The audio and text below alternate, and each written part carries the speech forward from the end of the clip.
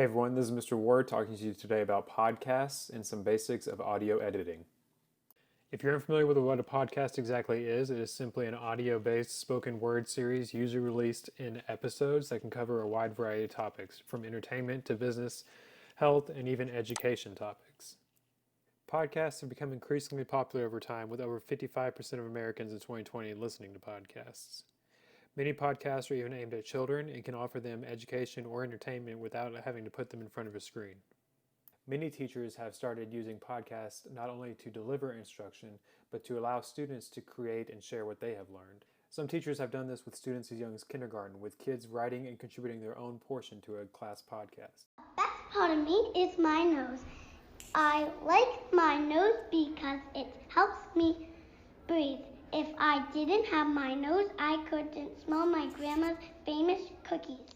So whether you are interested in creating some podcasts to teach or doing them with your students, I'm going to cover 3 quick options for doing that. Our first option is the free web-based Anchor.fm. Once you've signed up for Anchor, clicking New Episode will take you to the Podcast Creation Studio. On the right, we have where our podcast is going to take shape. It is currently empty, so we want to go ahead and record something to add to it. Clicking Record will allow you to create a new clip that you can then add to the podcast. Abraham Lincoln was the 16th President of the United States. Once you hit stop recording, it'll be added to your library. I'm going to go ahead and change the name to Abraham Lincoln to keep track of it. So once I've renamed it and I want to add to my podcast, I can drag it over to the timeline and it will appear in the podcast. Abraham Lincoln was the 16th President of the United States. Let's say I want to add a little bit of character to my podcast, and so maybe I want some intro music. If you go down to transitions, there are actually a free selection of music or sound samples you can use. So let's say I like this alley intro. I can take that and drag it over to the podcast. Now when I click preview, it'll play the intro followed by my clip.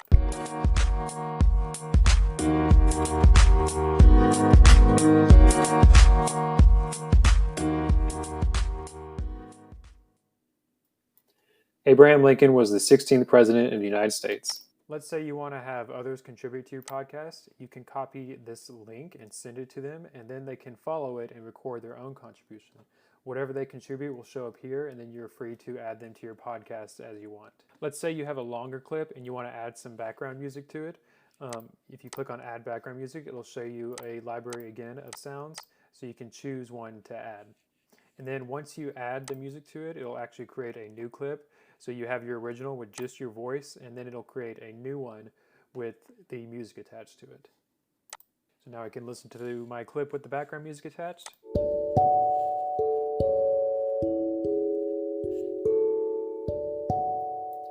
Abraham Lincoln was the 16th President of the United States. You also have the option to split your segments into multiple segments if you just want to cut and paste and move it around a little bit. And then you also have the option to download just the clip itself if you want to use it in another software. Once you have a good selection of clips and effects that you want, going to save episode will allow you to fill in all the information and then publish it. Some notes on the way Anchor FM actually works. When you publish a podcast, it actually distributes it to things like Spotify, Apple, and things like that, so you can listen to them on those services. So that might be something you want to consider for privacy reasons if you want to use Anchor with students. And for ethical concerns, ads will only be added to the podcast or anywhere it's served, only if you opt into that. Our next option is soundtrap.com, which is also free and browser-based. After signing up, clicking Studio will allow you to get started. Before you can start recording, click New Track, Voice and Microphones, and then you can record just like before. George Washington was the first president of the United States. So now our clip is on our little timeline and we are free to drag it around. Let's say I want to add some music just like I did before. Going to Add New Track and then clicking Loop Library or clicking Browse Loops will bring up this selection of music over here that you can use. Some tracks will say music makers on them, which can only be used if you have a paid Soundtrap subscription, but the ones that say free are free to be used in our little podcast. Let's say I've chosen a track that I like and I want to add it in. Dragging it onto a new track will allow me to add it in. If I move my voice over a little bit and drag this arrow to drag this back, I can actually use it as an intro. George Washington was the first president of the United States. Let's say we want that transition to be a little smoother by selecting edit and then fade out, and then also fading in my voice track. I can make it transition a little bit more seamlessly.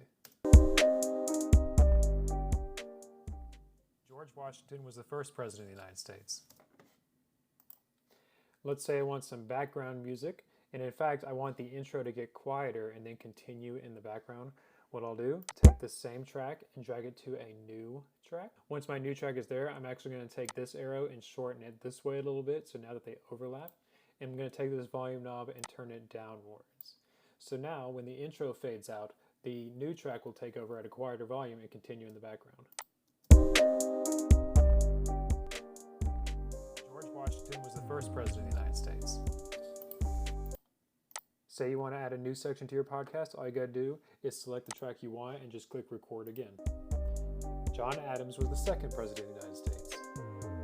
So now when we play it back, George Washington was the first president of the United States. John Adams was the second president of the United States. You probably noticed a little mouse click sound in my first little clip, so I'm going to back this up just a little bit to hopefully get rid of that click, and then I'm going to drag them together to make it a little bit more smooth. George Washington was the first president of the United States. John Adams was the second president of the United States. And of course, you can also import a file that you have separately. So say you have an MP3 you want to add or a pre-recorded line you want to add, you can do that here. Again, you want to make sure that you are only using files that you have permission to use, and I'm going to cover that in just a little bit. Clicking share will enable you to add collaborators to the podcast. And then once you're done with the entire project, going to file and then export will allow you to export the project as an audio file.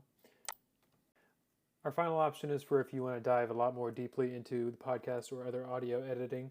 Audacity is a software that must be downloaded from audacityteam.org.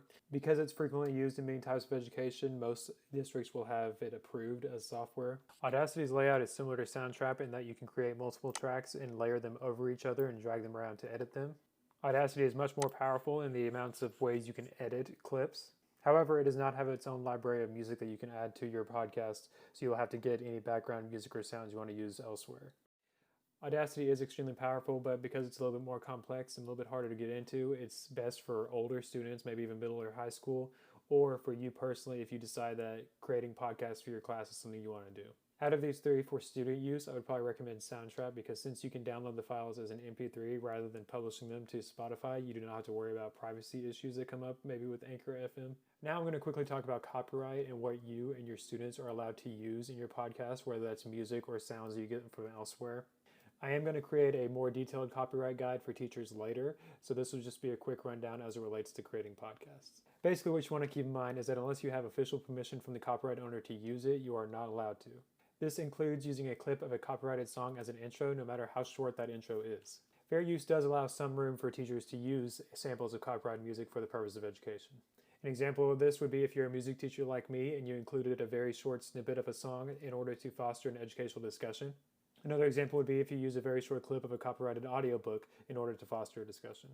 So using 10 seconds of a song or a book to comment on it and build a discussion around is okay. Using a copyrighted song as a theme for your podcast is not.